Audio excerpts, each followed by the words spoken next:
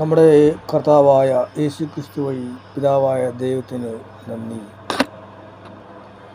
നമുക്കറിയാം, ഈ യഹൂദന്മാർ പറയാറുണ്ട്, യേശു ക്രിസ്തുവിനോട് പറഞ്ഞിട്ടുണ്ട്, ഞങ്ങൾക്ക് മോശയുണ്ട്, ഞങ്ങൾക്ക് മോശയുടെ പ്രമാണങ്ങളുണ്ട്. നമുക്കറിയാം, ഈ മോശയിലൂടെ യേശു ക്രിസ്തു ഈ പ്രമാണങ്ങൾ നൽകി. അപ്പോൾ അവർ ഞങ്ങൾക്ക് മോശയുണ്ട്, ഞങ്ങൾക്ക് മോശയുടെ പ്രമാണങ്ങൾ എന്ന് പറയുന്നു. അതേപോലെ നമ്മൾ മനസ്സിലാക്കുക. ഇപ്പോൾ നമുക്കിപ്പോൾ ഇവിടെ നമുക്കായിട്ട് യേശു ക്രിസ്തു അയച്ചിരിക്കുന്നത് പൗലോസിനെയാണ്, അല്ലേ? നമ്മളത് വില വെക്കണം. അപ്പോൾ നമുക്കിപ്പോൾ നമുക്ക് മോശയുണ്ട് എന്ന് പറയുന്നത് പോലെയല്ല, നമുക്ക് പൗലോസുണ്ട് എന്നാലും മനസ്സിലാക്കുക. കാരണം പൗലോസിലൂടെ ഈ മോശയിലൂടെ യേശു എങ്ങനെ നൽകിയോ അതേപോലെ തന്നെയാണ് പൗലോസിലൂടെ നമുക്ക് യേശു ക്രിസ്തു നൽകുന്നത്.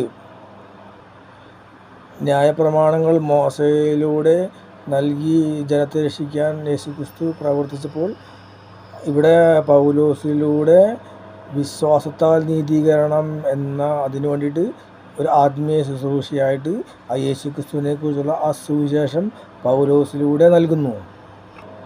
നമുക്കറിയാം, ഈ മോശയുടെ പ്രമാണങ്ങളിൽ പിന്തുടർന്ന് വന്നവരാണ് ആ പത്രോസും 12 അപ്പോസ്തലന്മാരും, അല്ലേ? അവർ അവിടെ യേശു ക്രിസ്തുവിനെ തിരിച്ചറിഞ്ഞു. അതാണ് പത്രോസ് പറഞ്ഞില്ലേ, നീ ജീവനുള്ള ദൈവത്തിൻ്റെ പുത്രനായ ക്രിസ്തുവാണ്. അപ്പോൾ ആ ന്യായപ്രമാണത്തിൻ്റെ കീഴിലൂടെ വന്ന ആ യഹൂദർ ഇപ്പോൾ ഇതാ യേശു ക്രിസ്തുവിലൂടെയുള്ള വിശ്വാസത്തിലേക്ക് പ്രവേശിച്ചു, അല്ലേ? അവിടെ ആ പരിശുദ്ധാത്മാവ് വരും, സഹായകൻ നിങ്ങളുടെ അടുത്തേക്ക് വരും എന്ന് പറഞ്ഞതിന് ശേഷം, ഈ വന്നതിന് ശേഷം അപ്പോസ്തലന്മാർ അവരുടെ നിയമാനുഷ്ഠാനങ്ങളല്ല, അവരെ ആ ആത്മാവിൽ നിറഞ്ഞുള്ള ഉപദേശങ്ങളാലാണ് യേശുവാണ് ക്രിസ്തു എന്ന് വിശ്വസിപ്പിക്കുവാനും അതേപോലെ അവരെ നല്ല വഴിക്ക് നടത്താനും വേണ്ടിയിട്ടുള്ള ഉപദേശങ്ങളാണ് യാക്കോബ് ശ്ലീഹയും പത്രോസ് ശ്ലീഹയും എല്ലാം നൽകുന്നത്. ആ അപ്പോസ്തലന്മാർ അവരോട് മാനസാന്തരപ്പെട്ടവരോട് നിങ്ങൾ ജലത്തിൽ സ്നാനം സ്വീകരിക്കണമെന്ന് പറഞ്ഞു. അതിൻ്റെ വ്യാഖ്യാനം അവിടെ എഴുതിയിട്ടുണ്ട്. യാക്കോബ് ശ്ലീഹ പറഞ്ഞിട്ടുണ്ട്, ഇത് ഒരു ദൈവത്തോടുള്ള പ്രാർത്ഥനയാണ്, മനസ്സിലായ? അവർക്കൊരു നിർമ്മല മനസ്സാക്ഷി ഉണ്ടാകാൻ വേണ്ടി, യേശു ക്രിസ്തു വിശ്വസിച്ച അവർക്ക് ഒരു നിർമ്മലമായ മനസ്സാക്ഷി ഉണ്ടാകാൻ വേണ്ടി ദൈവത്തോട് നടത്തുന്ന പ്രാർത്ഥനയാണ് ഈ ജലസ്നാനം എന്ന് അവിടെ യാക്കോബ് ശ്ലീഹ പഠിപ്പിക്കുന്നുണ്ട്. അതിനുശേഷം അവിടെ ഏതെങ്കിലും ഒരു അനുഷ്ഠാനം ചെയ്യുക എന്നുള്ള കാര്യമല്ല പഠിപ്പിക്കുന്നത്. അവരെ ആ നല്ല വഴിയിലൂടെ നടത്തി സഹോദര സ്നേഹവും സഹായങ്ങളും ചെയ്ത് പരസ്പരം സ്നേഹിച്ച് മുന്നേറുന്ന ആ ഒരു ജനത്തെയാണ് അവർ വാർത്തെടുക്കുന്നത്. അതിനിടയ്ക്ക് അവർ ഒരു അപ്പം നിങ്ങൾ ഭക്ഷിക്കണം, അപ്പം യേശു ക്രിസ്തുവിൻ്റെ നാമത്തിൽ അപ്പം എടുത്ത് ഭക്ഷിക്കണം എന്നൊന്നും ഒരു അപ്പോസ്തലനും എങ്ങും പഠിപ്പിക്കുന്നില്ല. അവിടെ അവർ നിങ്ങൾ അപ്പം ഉണ്ടാക്കി യേശുവിൻ്റെ നാമത്തിൽ ഇങ്ങനെ ഭക്ഷിക്കണം എന്നുള്ള ഒരു ഉപദേശവും അവർ എങ്ങും നൽകുന്നില്ല. അവിടെ അവർ അപ്പം മുറിക്കൽ ശുശ്രൂഷ നടത്തി എന്നേ പറഞ്ഞിട്ടുള്ളൂ. അവിടെ ഒരു പാനപാത്രത്തെക്കുറിച്ചും അവിടെ രേഖപ്പെടുത്തിയിട്ടില്ല. അവിടെ അവർ സമ്മേളിക്കുമ്പോൾ അപ്പം മുറിക്കൽ ശുശ്രൂഷ നടത്തി. അത് അവരുടെ രീതിയാണ്, അവരുടെ ആചാര രീതിയാണ്. അവർ ഒന്നിച്ച് അവരുടെ പ്രസംഗങ്ങൾ കഴിയുമ്പോൾ, എല്ലാ വചന പ്രസംഗങ്ങൾ കഴിയുമ്പോൾ അവർ അപ്പം മുറിച്ച് ഭക്ഷിക്കുകയുള്ളൂ. അത് അവരുടെ രീതിയാണ്. അതിനെയാണ് ഈ ശുശ്രൂഷ എന്ന് പറയുന്നത്. അല്ലാതെ ഈ അപ്പം എടുത്ത് വാഴ്ത്തി നിങ്ങൾ ഭക്ഷിക്കണം എന്നുള്ള ഒരു ഉപദേശവും അവർ നൽകുന്നില്ല. നമുക്ക് നോക്കാം, പൗലോസ് ശ്ലീഹ ഇവിടെ ഇപ്പോൾ നോക്കി 8-ാം അധ്യായത്തിൽ പറയുന്നത്, കൊറിന്തോസ് 1:8 പറയുന്നത് ഭക്ഷണ സാധനങ്ങളെ പറ്റിയാണെങ്കിൽ, മനസ്സിലായ? അവിടെ 1-ാം വാക്യത്തിൽ പറയുന്നുണ്ട് വിഗ്രഹങ്ങൾക്ക് അർപ്പിച്ച ഭക്ഷണ സാധനങ്ങളെ പറ്റിയാണെങ്കിൽ, മനസ്സിലായ? ഇപ്പോഴും അവിടെ ഇതുവരെയായിട്ടും ഈ പൗലോസ് ശ്ലീഹ പഠിപ്പിച്ചു വന്ന എത്രയോ അധ്യായങ്ങൾ കഴിഞ്ഞിട്ടും ഒരപ്പം നിർമ്മിക്കാനോ ആ അപ്പം ഭക്ഷിച്ച് രക്ഷപ്പെടുന്ന ഒരു കാര്യമോ പറഞ്ഞിട്ടില്ല. ഇവിടെ ഒരു നിയമ അനുഷ്ഠാനവുമില്ല, നിങ്ങളുടെ കാര്യം കൊണ്ടുള്ള ഒരു പ്രവൃത്തിയുമില്ല എന്നാണ് ഇതുവരെയുമുള്ള അധ്യായങ്ങളിൽ ഈ പൗലോസ് ശ്ലീഹ നമ്മെ പഠിപ്പിച്ചത്. നിങ്ങൾ മനസ്സിലാക്കണം, മോശയെ ദൈവം അയച്ചതുപോലെ നമ്മൾ വിജാതിയരുടെ അടുത്തേക്ക് നമ്മളെ രക്ഷിക്കാനായിട്ട്, വിശ്വാസത്താൽ നീതീകരിക്കപ്പെടാനായിട്ട് ആ ദൈവം തന്നെയാണ് പൗലോസ് ശ്ലീഹയെ അയച്ചത്. ആ പൗലോസ് ശ്ലീഹ ഇതുവരെയും ഒരു അനുഷ്ഠാനവും പ്രവർത്തിക്കാൻ പഠിപ്പിച്ചിട്ടില്ല. ആ പൗലോസ് ശ്ലീഹ ഒരു ഭക്ഷണത്തെക്കുറിച്ച് പറയുന്നത് ഇപ്രകാരമാണ്, മനസ്സിലായ? അതും ഒരു വിഗ്രഹങ്ങൾക്ക് അർപ്പിച്ച ഭക്ഷണ സാധനങ്ങളെ പറ്റിയാണെങ്കിൽ എന്നുള്ള ആ അധ്യായം നിങ്ങൾ നോക്ക്. ലോകത്തിൽ വിഗ്രഹമൊന്നൊന്നില്ലെന്നും ഏകദൈവമല്ലാതെ മറ്റൊരു ദൈവമില്ലെന്നും നമുക്കറിയാം എന്നാണ് പൗലോസ് ശ്ലീഹ പഠിപ്പിക്കുന്നത്. ഇവിടെ പറഞ്ഞിട്ടുണ്ട്, അറിവുണ്ടെന്ന് ഭാവിക്കുന്നവൻ അവന് അഹന്ത ജനിക്കുന്നു, മനസ്സിലായ? അറിവുണ്ടെന്ന് ഭാവിക്കുന്നവൻ അറിയേണ്ടത് അറിയുന്നില്ല. സ്നേഹമോ ആത്മീയോത്കർഷം വരുത്തുന്നു. നമ്മിൽ സ്നേഹമുണ്ടെങ്കിൽ അപ്പോൾ നമ്മിലുണ്ടായിരിക്കേണ്ടത് സ്നേഹമാണ്. ആ സ്നേഹമുള്ളവരെയാണ് ദൈവം അംഗീകരിക്കുന്നത്. അവർക്കാണ് ദൈവം ഈ അറിവ് നൽകുന്നത്. നമുക്കറിയാം, ഇവിടെ ദൈവങ്ങൾ എന്ന് വിളിക്കപ്പെടുന്ന അല്ലെങ്കിൽ ദൈവങ്ങൾ എന്ന് വിളിക്കപ്പെടുന്നവർ ആകാശത്തിലും ഭൂമിയിലും ഉണ്ടല്ലോ. ഈ ഭൂമിയിൽ ഇപ്പോൾ നമ്മൾ ആയാലും ഏതും ആരായാലും അല്ലെ, അങ്ങനെ ഒരുപാട് ദൈവങ്ങളുണ്ടല്ലോ. എന്നാൽ ബൈബിളിൽ ഇവിടെ പൗലോസ് എന്താണ് പഠിപ്പിക്കുന്നത്? നമുക്ക് ഒരു ദൈവമേ ഉള്ളൂ. ആരാണോ സർവവും സൃഷ്ടിച്ചത്, ആർക്ക് വേണ്ടിയാണോ നാം ജീവിക്കുന്നത്, ആ പിതാവ് അല്ലേ, ആ പിതാവ് ആരിലൂടെയാണോ നമ്മെ സൃഷ്ടിച്ചത്, ആരിലൂടെയാണ്? യേശു ക്രിസ്തുവിലൂടെ. ആരിലാണോ നാം നിലനിൽക്കുന്നത്? യേശു ക്രിസ്തുവിൽ. ആ കർത്താവ്, ആ യേശു ക്രിസ്തു, ആ പിതാവായ ദൈവം, ആ യേശു ക്രിസ്തു, ആ ഒരു ദൈവമേയുള്ളൂ. ഇവിടെ നോക്ക്, സൃഷ്ടിച്ചത് പിതാവ്, സൃഷ്ടിക്കപ്പെട്ടത് പുത്രനിൽ. അവിടെ രണ്ട് ദൈവം എന്ന് പറയുന്നില്ല, മനസ്സിലായ? ഇപ്രകാരം പറഞ്ഞിട്ട് ഒരു ദൈവമേയുള്ളൂ. അതുകൊണ്ടാണ് നാം കർത്താവായ യേശു ക്രിസ്തുവിൽ പിതാവായ ദൈവത്തിന് നന്ദി എന്ന് പറയുമ്പോൾ അവിടെ വിശ്വാസമുള്ളവർക്ക് ഒരു ദൈവമേ ഉള്ളൂ. എഫേസ്യർ 4:4 പറയുന്നത് പോലെ ഒരു ശരീരമേ ഉള്ളൂ, ഒരു ആത്മാവേ ഉള്ളൂ, അല്ലേ? നമ്മൾ ഒരു ശരീരത്തിലേക്കാണ് എല്ലാവരും ആകുന്നത്. ആ ഒരു ശരീരത്തിലാകുന്ന എല്ലാവർക്കും ഒരു ആത്മാവേ ഉള്ളൂ. അപ്പോൾ നാം ഈ വിശ്വാസം വഴി ഒരു ശരീരത്തിൽ, ഒരു യേശു ക്രിസ്തുവിലും ഒരു പിതാവിലും ആണെങ്കിൽ ഒരു ദൈവത്തിലാണ് നാം ആയിത്തീരുന്നത്. അത് ഈ വിശ്വാസം വഴിയാണ് ആയിത്തീരുന്നത്. ഒരു കർത്താവാണ്, അല്ലേ? ഒരു വിശ്വാസമാണ്. ആ വിശ്വാസം അല്ലയാ പല അനുഷ്ഠാനങ്ങളിൽ നിന്നുണ്ടാകുന്നതല്ല, അല്ലയാ പലർക്കും പല രീതിയിലുള്ള അനുഷ്ഠാനങ്ങളാണ്. ഇങ്ങനെ ഉണ്ടാകുന്നതല്ല. ഒരു സുവിശേഷ പ്രസംഗത്താൽ, യേശു ക്രിസ്തുവിനെ കുറിച്ചുള്ള ഒരു സുവിശേഷ പ്രസംഗത്താൽ ഉണ്ടാകുന്ന ഒരു വിശ്വാസം, അത് തന്നെയാണ് ജ്ഞാനസ്നാനം, അല്ലയാ ജ്ഞാനസ്നാനം. ആ കർത്താവായ യേശു ക്രിസ്തുവിനെ കുറിച്ചുള്ള, ആ കർത്താവായ യേശു ക്രിസ്തുവിൻ്റെ മുഖത്ത് വെളിവാക്കപ്പെട്ട ആ തേജസ്, അതാണ് അവിടുത്തെ കുറിച്ചുള്ള ജ്ഞാനം. അതാണ് ആ ജ്ഞാനസ്നാനം, അല്ലയാ ജലം സ്നാനം, വചനത്താലുള്ള സ്നാനം. അതാണ് ഒരു സ്നാനമേ ഉള്ളൂ. അതുകൊണ്ടാണ് പൗലോസ് പറഞ്ഞത്, എന്നെ അയച്ചത് സ്നാനം നൽകുവാനല്ല, മനസ്സിലായ? തലയിൽ വെള്ളം ഒഴിക്കുന്ന സ്നാനമല്ല, അല്ല, ഈ സുവിശേഷ പ്രസംഗമാകുന്ന സ്നാനം. ഒരു കർത്താവേ ഉള്ളൂ, ഒരു വിശ്വാസമേ ഉള്ളൂ. അതിനായിട്ടാണ് ഇപ്രകാരം വിശ്വാസത്താൽ നീതീകരിക്കപ്പെടാനായിട്ടാണ് ആ പിതാവായ ദൈവം യേശു ക്രിസ്തുവിനെ കുറിച്ചുള്ള പ്രസംഗവുമായി പൗലോസിനെ നമ്മിലേക്ക് അയച്ചിരിക്കുന്നത്. സകലത്തിലും ഉപരിയായിട്ടും സകലത്തിലൂടെയും എല്ലാത്തിലും വർദ്ധിക്കുന്നവനുമായ പിതാവുമായ ദൈവം ഒരുവൻ മാത്രം. അതുകൊണ്ടാണ് നമുക്ക് ഇപ്രകാരമുള്ള ആ വിശ്വാസം, ആ യേശു ക്രിസ്തുവിൽ, ആ പിതാവായ ദൈവത്തിൽ വിശ്വസിക്കുന്നവർക്ക് അല്ലയോ, ഒരു വിഗ്രഹങ്ങൾ കൽപ്പിച്ച ഒരു ഭക്ഷണ സാധനങ്ങളെ പറ്റിയാണെങ്കിൽ അങ്ങനെയൊന്നില്ല, അല്ലയ? ഇങ്ങനെ വിശ്വാസമുള്ളവർക്ക് വിഗ്രഹമൊന്നില്ല, അല്ലേ? പിന്നെയാണ് വിഗ്രഹങ്ങൾ കൽപ്പിച്ച ഭക്ഷണ സാധനം. അങ്ങനെ ഒരു സംഭവമേ ഈ വിശ്വാസികളായവർക്ക് മുമ്പിലില്ല. എന്തുകൊണ്ടാണ് അനുഷ്ഠാനങ്ങൾ നൽകാത്തത്, ഒരു ഭക്ഷണ സാധനങ്ങളിലൂടെ രക്ഷ നൽകാത്തത്? കാരണം ഇവരെല്ലാം സംഭവിക്കേണ്ടത്, മനസ്സിലായ? റോമക്കാർക്കെതിരെ ലേഖനത്തിൽ പറഞ്ഞിട്ടുണ്ട്, എല്ലാം അവിടുന്ന് വഴി, അവിടുന്നിലൂടെ, അവിടുന്നിലേക്ക്, മനസ്സിലായ? എല്ലാം ദൈവത്താലായി തീരേണ്ടതിനാണ് ഈ സുവിശേഷ പ്രസംഗത്തിൻ്റെ ഉണ്ടാകുന്ന വിശ്വാസത്താൽ നീതീകരണം എന്നുള്ള ഈ സുവിശേഷം പൗലോസിലൂടെ നൽകിയത്. ഒരു അനുഷ്ഠാനവും കൂടാതെയുള്ള ഈ സുവിശേഷം, അല്ലയ? ആ ഏകദൈവത്തിന് എന്നേക്കും മഹത്വം ഉണ്ടായിരിക്കട്ടെ, അല്ലേ? ആ ഏകദൈവത്തിലൂടെ, ആ പിതാവും പുത്രനുമായി നമ്മിലേക്ക് വരുന്ന ആ സ്നേഹത്തിലൂടെ, ആ ദൈവത്തിലൂടെ യോഹന്നാൻ 1:3 പറഞ്ഞിരിക്കുന്നു, സമസ്തവും അവനിലൂടെ ഉണ്ടായി, അവനെ കൂടാതെ ഒന്നും ഉണ്ടായിട്ടില്ല. അതാണ് ഇവിടെ ഈ സുവിശേഷത്തിലൂടെ ആ രക്ഷ അവനിലൂടെ ഉണ്ടായി. അവൻ ചെയ്ത ശുശ്രൂഷകളിലൂടെ, അവനെ കൂടാതെ ഒന്നും ഉണ്ടായിട്ടില്ല. അതുകൊണ്ടാണ് നമ്മുടെ ഒരു പ്രവൃത്തികളും ഇവിടെ വരാൻ പാടില്ല, മനസ്സിലായ? എല്ലാം അവനിലൂടെ ആയിരിക്കണം. അതുകൊണ്ട് അതുകൊണ്ടാണ് പറഞ്ഞിരിക്കുന്നത്, അനുഷ്ഠാനത്താൽ ഒരുവനും നീതീകരിക്കപ്പെടുകയില്ല എന്ന് പൗലോസ് നമ്മെ പഠിപ്പിക്കുന്നത്. അല്ല, ആദിമകാലങ്ങളിൽ അനുഷ്ഠാനങ്ങളും നിയമത്തിന് കീഴിലുള്ളവരുടെ അനുഷ്ഠാനങ്ങളും പെറുക്കി നമ്മൾ വന്നു കഴിഞ്ഞാൽ ഈ വിശ്വാസത്താൽ നീതീകരിക്കപ്പെടുകയില്ല. പിതാവായ ദൈവം അവനെ നമുക്ക് നീതിയാക്കി, മനസ്സിലായി?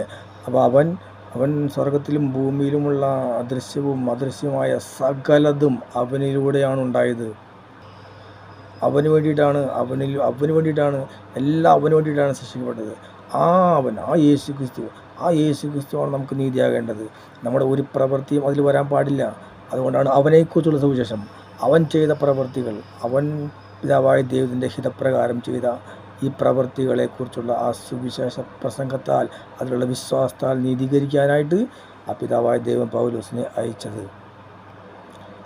അവൻ ശിരസ്സാകുന്ന ശരീരത്തിൻ്റെ അവയവങ്ങളായി നാം മാറാനായിട്ടാണ് ഈ സുവിശേഷ പ്രസംഗം നമുക്ക് വരമേൽപ്പിച്ചത്.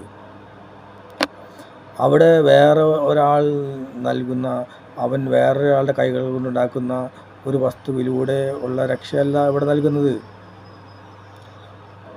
ഈ ബുദ്ധിയില്ലാത്ത മനുഷ്യർ കണ്ടിട്ടില്ലേ, അവൻ മണ്ണിൽ നിന്ന് മെനഞ്ഞെടുക്കപ്പെട്ടു, അവൻ മണ്ണിലേക്ക് പോകാനിരിക്കുന്നു. എന്നിട്ടും ആ വിവരമില്ലാത്ത ആ മനുഷ്യൻ, അവൻ മണ്ണിൽ നിന്ന് രൂപങ്ങളുണ്ടാക്കി അതിനോട് പ്രാർത്ഥിക്കുന്ന മനുഷ്യരാണ് ഇവിടെ. അതുകൊണ്ടാണ് പറഞ്ഞത്, ഒരു മനുഷ്യൻ്റെ ഒരു പ്രവൃത്തിയും, അവൻ്റെ കൈകൊണ്ടുള്ള ഒരു പ്രവൃത്തിയും ഇല്ലാതെ പൂർണ്ണമായിട്ടും ആ വചനത്താൽ, വചനം ദൈവമാണ്, യേശു ക്രിസ്തുവാണ്, ആ യേശു ക്രിസ്തുവിനാൽ, അതായത് അവൻ്റെ സുവിശേഷ പ്രസംഗത്താൽ രക്ഷിക്കാൻ ദൈവം തീരുമാനസായി. ഈ വിഗ്രഹങ്ങളും അതുപോലുള്ള ഭക്ഷണ പദാർത്ഥങ്ങളും നേർച്ചകളും അങ്ങനെയുള്ള പല പല രീതികൾ അനുഷ്ഠാനങ്ങളാലും ജീവിച്ചു പോകുന്നവരുടെ ആ മനോഭാവം അതിനനുസരിച്ച മനോഭാവമായി തീർന്നു.